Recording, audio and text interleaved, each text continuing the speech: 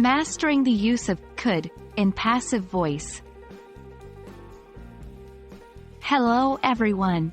Today we're going to explore an interesting aspect of the English language: passive voice with modal verbs. Specifically, we'll focus on the modal verb could. Understanding how to use could in passive voice can greatly enhance your English proficiency and allow you to express yourself more flexibly.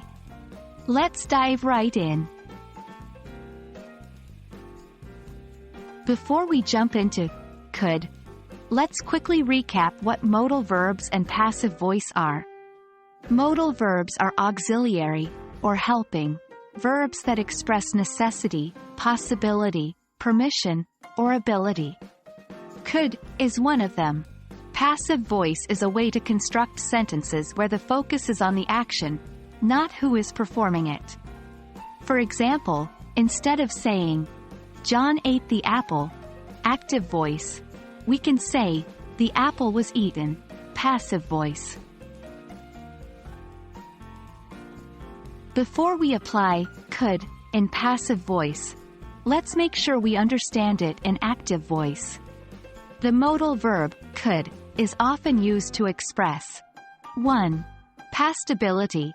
I could run very fast when I was young. 2. Polite request. Could you please pass the salt? 3. Possibility. It could rain today.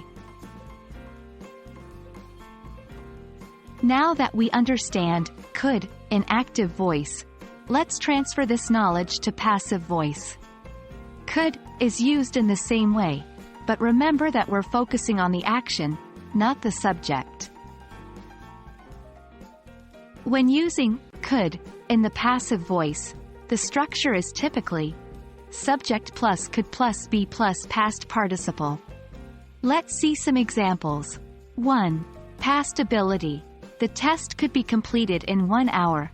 2. Polite request. Could the salt be passed, please? 3. Possibility. Rain could be expected today.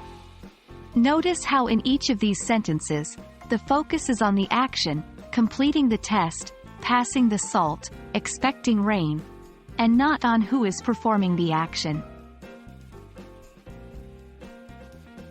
And there we have it. You've just leveled up your English skills by understanding how to use could in passive voice. With a little bit of practice, these constructions will start to feel natural to you.